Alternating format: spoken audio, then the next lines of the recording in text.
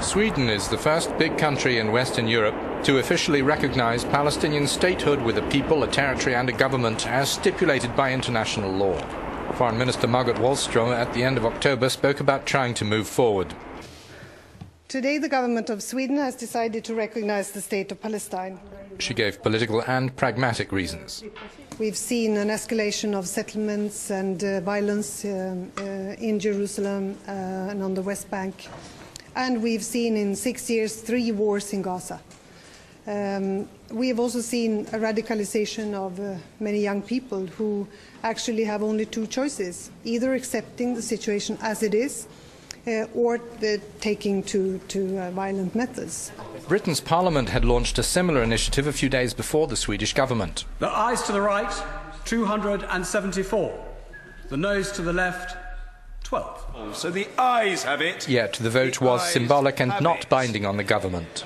The Spanish Parliament spoke almost unanimously in November, with 1 abstention, 2 votes against and 319 in favour of a state for the Palestinians.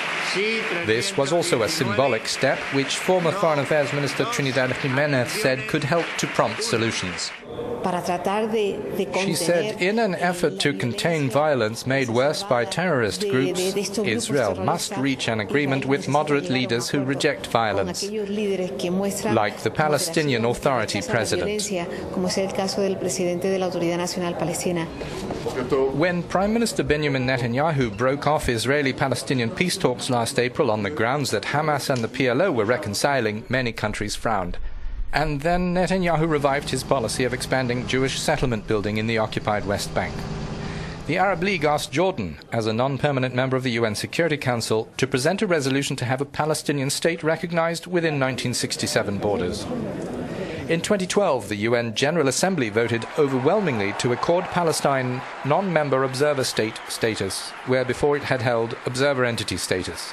The vote was 138 countries in favor to 9 against.